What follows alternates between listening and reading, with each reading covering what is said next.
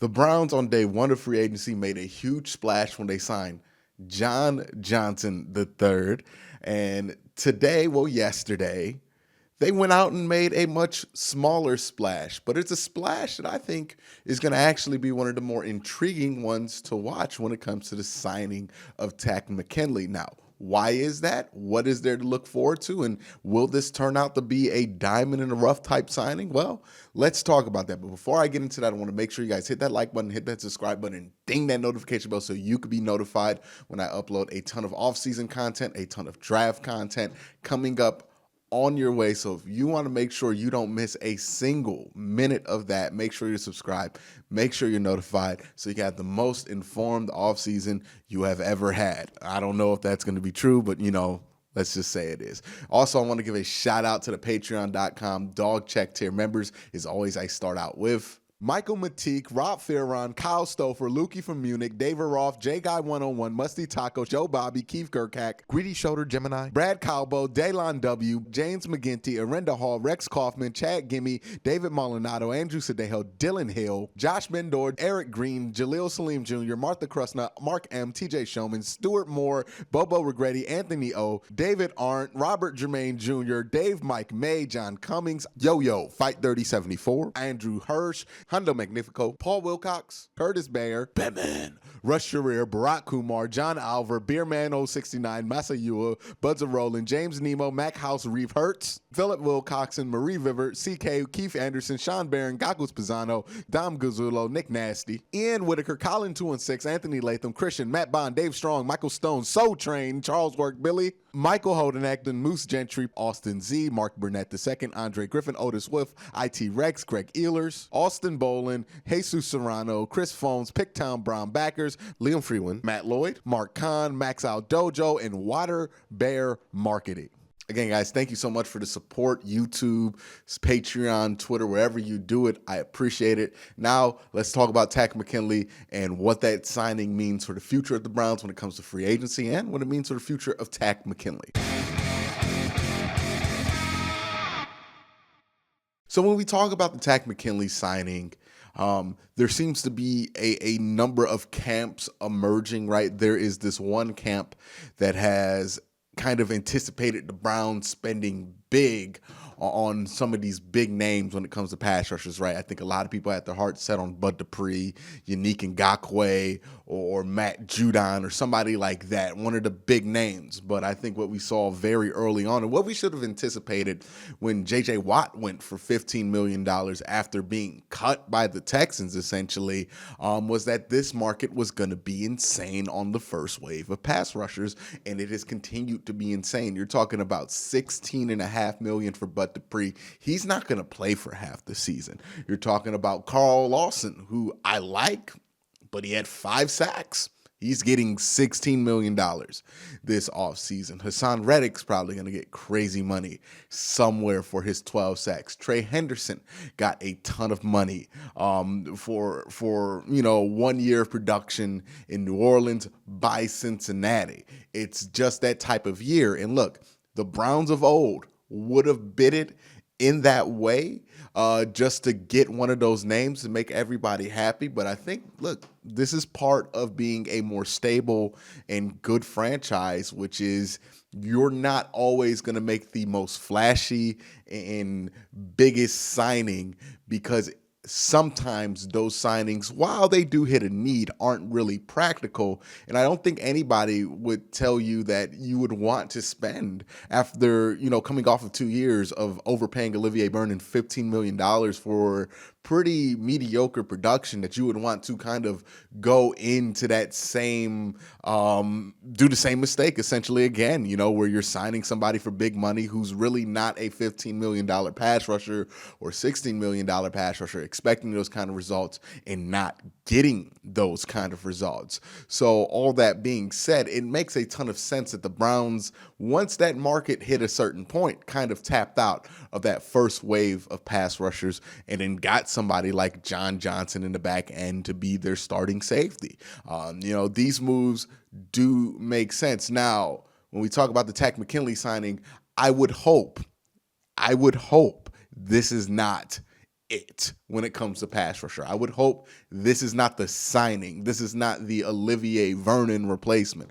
I would hope this is more along the lines of an Adrian Claiborne replacement. If that's the case, Adrian Claiborne set to make $6 million. Tak's going to make $4 million, so you saved money on that deal. And that's a good job by Andrew Berry. You got younger, more athletic, and I think probably at the end of the season, a better player than Adrian Claiborne was. So if that's the thinking, it's a great signing. But if the thinking is Tak's going to hold it down at the other edge rush position, I got questions about that because this is not somebody who has multiple seasons of starting 16 games underneath his belt. This is not somebody who has been a long-term starter, who has looked at in that way. Some people can point to BJ Goodson, how the Browns used him last year, but how you feel a need at linebacker and how you feel a need at edge rush should not be similar at all. This is not a position where you could just take a flyer on a guy and expect him to start 16 games. Again, the biggest issue with the defensive line has been the lack of depth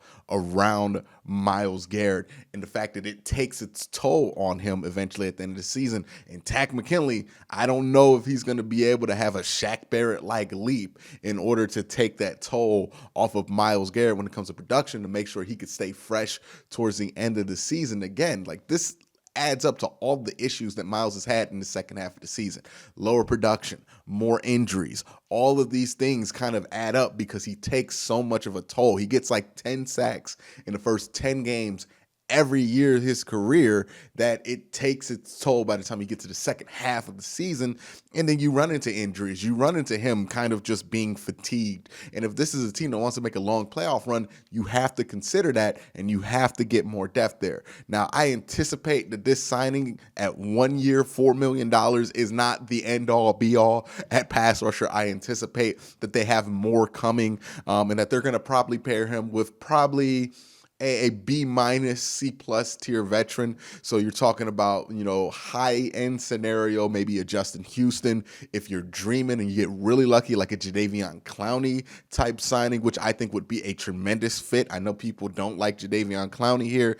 That'd be a tremendous fit. We'd be silly not to do it. And also, maybe somebody like a Carlos Dunlap, an established edge rushing veteran that you can get away with having on the opposite side of Myles, and then you can use Takk McKinley as kind of a energy guy. Now, all this being said about the signing, all the stuff surrounding the signing, who is Takk McKinley? Takk McKinley is somebody, he had a good first 2 years in the NFL, a very questionable third and fourth year. I don't know what happened in those third and fourth years. What I think his fit is going to be here is about his athleticism. One of the things I've talked about all season, well, not all season, all off season, my apologies, is that this team has had a lack of athleticism on the opposite side of Myles Garrett, right? You'll normally have Myles Garrett lined up with Larry Ogunjobi, and then there's Sheldon Richardson, who's a good player, but not very athletic. And then Olivier Vernon, if you're lucky, Porter Gustin most of the time because Olivier Vernon was injured a lot,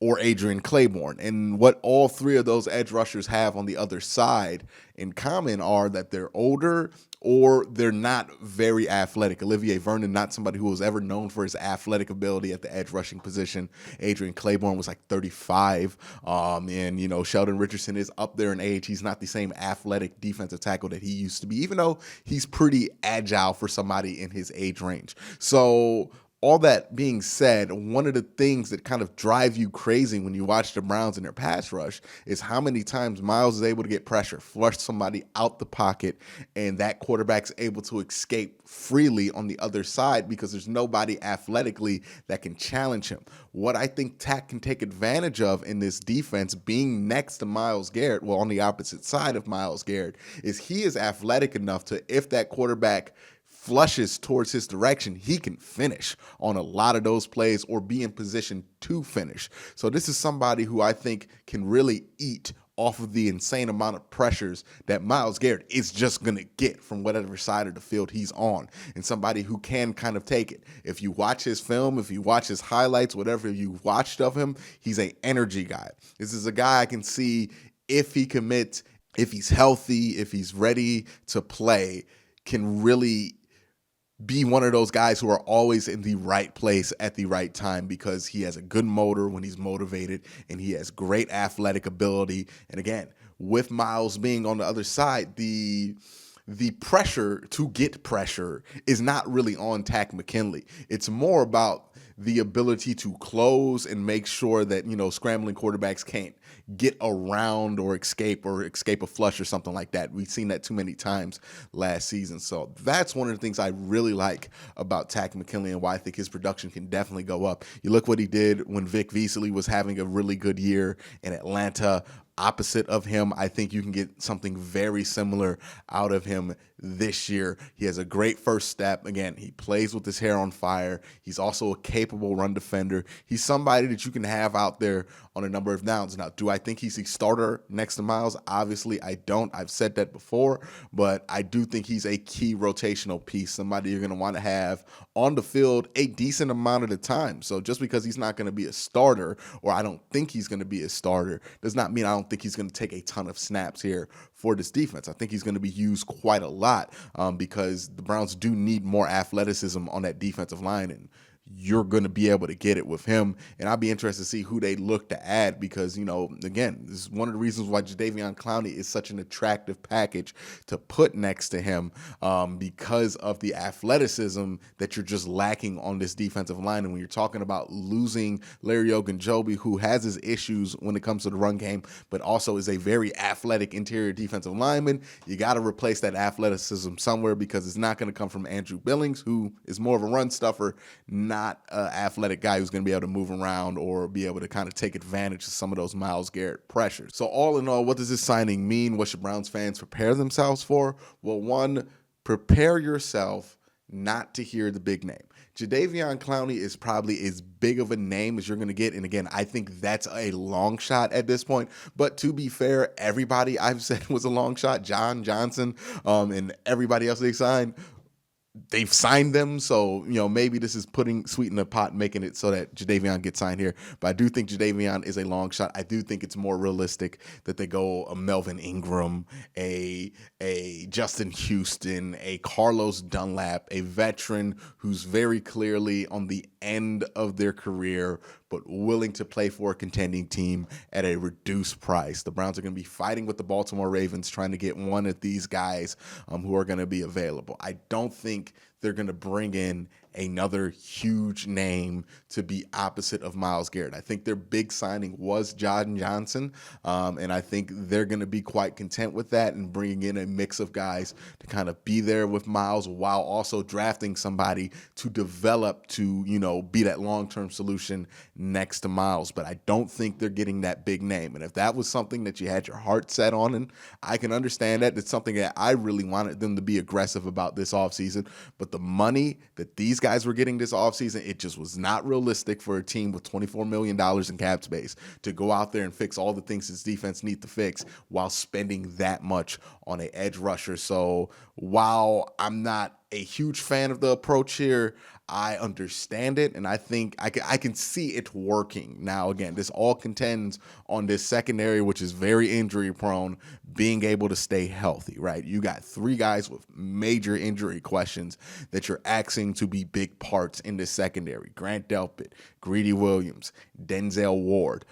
They need to stay healthy. I mean, Greedy doesn't have that big of a role. We'll see what they do with the rest of free agency, but still, you would like Greedy to be healthy. You're not going to bring Terrence Mitchell back. He just signed with the Texans. So that's a huge question mark, right? If that secondary is healthy, I do think they'll be able to get a lot of coverage sacks. I think Myles Garrett will have a big year, and I think all of this stuff that we worry about with the pressure from the other side will be more of a moot point. But if this secondary gets injured again, if we're seeing MJ Stewart again, if we're seeing Robert Jackson out there again, we're going to have a lot of the same problems that the Browns had last year. So it's going to be interesting to see how this shakes out. Who's going to stay healthy, and who do they bring in? Because I do think there's probably room to bring in another cornerback, and they're going to probably bring in another edge rusher. So it's going to be interesting to see what they do in the market there. But let me know what you think of the Takk McKinley signing. Do you think this is a diamond in the rough? Do you think they just got the Shaq Barrett of 2021? Or do you think this was kind of a waste? Let me know what your thoughts are in the comment section down below. But again, guys, thank you for watching. Have a great day. Have a good night.